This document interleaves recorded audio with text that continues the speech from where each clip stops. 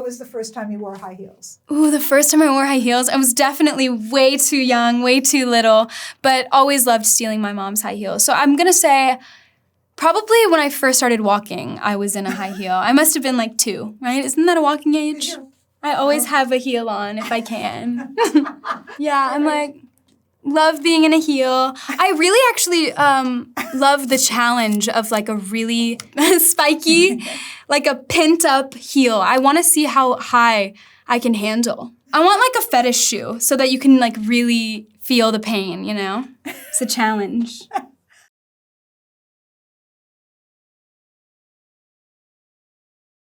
My name is Addison. My album's name is also Addison. I think that the music that I've made and have put out has all only made sense under my name, so it's really hard to put one word or phrase over it. I was always really into entertaining people. I love being the center of attention, and I love putting on a show. I grew up dancing, so I did competitive dancing when I was little. I walked into the dance studio in a Lilo costume, and I was like, I want to be a dancer to my mom, and thank God she put me in it because I really fell in love with it. I watched Dance Moms. I actually remember very vividly forcing myself to do a chin stance where you put your chin on the ground and then you put your feet over and like try to get them flat on the floor in front of your face because Paige in the trailer for Dance Moms, like the very first glimpse of Dance Moms, she did it. And so I would force myself to do that and it was really painful but so worth it. And I can still do it to this day, so I'll show you. Okay. I don't think I was always naturally flexible. It was something that I had to work on, but I think that is what made it so satisfying and enjoyable because I really had to work on it. And I still think to this day, sometimes you get comfortable in like a skill set, you know, with like a split or something, and you forget that you have to nurture it and take care of it. And so sometimes I will randomly have to drop into a split because I'm like, I haven't done a split in a day or 2. Like I have to just keep doing it, especially as I'm getting older. I'm like, I want to do a split a day. Oh my gosh. The first TikTok I did, I don't even remember. There was this old sound that was like, you're a nice guy. I'll think about it maybe. XO baby. And it was this talking song. I don't even know what that's from actually. It must be from something popular. After I graduated high school and stopped doing like studio dancing, I really struggled to find a place where I could keep dancing that wasn't just, you know, on my own. So I think it gave me an outlet to continue moving and performing in a way. And why do you not have a Southern accent? I do when I'm drunk. I have a Southern accent when I'm drunk. I think it's funny because I have phrases that I say like bowda, like, oh, are we about to go there? You know, like about to go there. Or bieta be, I say that a lot, like bieta. Like, are we gonna bieta do that? And that is like a very Cajun thing, I'm sure. I don't know, my mom still has a very Cajun accent, and my family all has very Cajun accents. I don't really sound like that unless I go back home, or I'm drunk, or like when I'm really just caught up in what I'm saying. If I'm like talking really fast, I'll be like, oh yeah, give me some of that. No, I never sound like that anymore. Maybe when I was younger. I love country music. I still listen to country music. I love George Strait. I'm a really big fan of George. I really want to sing with George Strait one day. That would be nice. He is very handsome. Yeah. I love a country boy. I attract him. My crush? I don't know. Patrick Swayze. My mom loved him. She always forced me to watch Dirty Dancing and be involved in that world. So I loved that. I mean, I think also like a man that can dance is really nice and is light on his feet. I love a guy that can pick me up and spin me around. I also love dancing dirty. I dressed up as Kate Moss for Halloween. Like it was not even a costume necessarily. It was just what she wore for a Halloween party one year.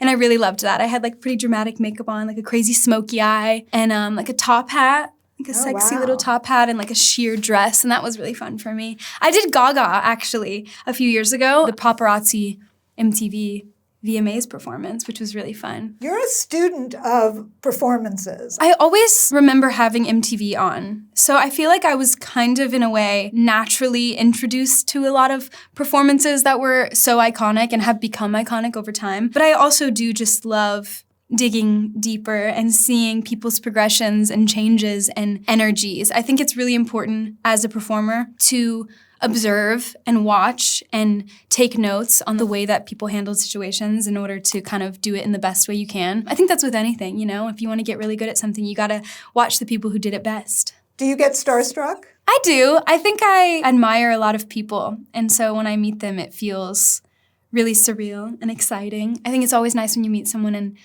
they're everything and more that you imagined. Definitely Lana. Whenever I got to talk to Lana, I was really excited. I think she is somebody that I look up to so much and have been so inspired by, just as far as life and living life and being so true and passionate. And she loves Louisiana, and I'm a Louisiana girl, so we really connected. Did you die when she posted her video? Of Diet Pepsi. That was crazy. It's so funny. My mom had sent it to me, and she was like, oh, she's definitely in Louisiana driving around. And I'm like, I know, because she's such in a Southern vibe, and I love it so much. What's your pet peeve? I hate whenever people don't say what they want to say. You know, whenever you're like, hey, like, let's get dinner. And then someone's like, okay. And then they like never say like, oh, I'm not gonna get dinner with you. I'm just like, just say you're not gonna get dinner with me so we can move on from it, you know? I wanna move on with my life and not feel like I'm looking forward to you. I like when people are honest, that's my favorite. So maybe when people are tiptoeing around what they wanna say or what they feel, I get annoyed. I like straight upness. Are you more like a dog or a cat? I'm definitely more like a dog. Although actually recently I've been feeling like a cat. Like I've been feeling like a little kitten. I like being a little submissive, and I feel like cats are like kind of so chill and in their own worlds and they give it all up, and dogs a lot of times are much more dominant and like to be aggressive. I think I have days, like one day I could be, you know, a cat and be so gentle and sensitive and like on my own, and then other days I'm like a dog and I'm like aggressive and like need human interaction really bad. Do you have a favorite reality show? Right now, Love Island. Is it crazy? I feel like everybody's obsessed with Love Island right now. I'm working my way backwards. I just watched season 7 and now I'm on season 6 and I'm gonna try and go back and watch them all. I'm obsessed. Now I'm working through USA. And then I'm gonna go to UK because I actually heard it's really wild and much crazier. And who was your favorite character on the American Love Island? Oh my gosh, I can't believe I'm talking about this. I'm like, this is private and personal. Okay, wait, my favorite, I really loved Clark.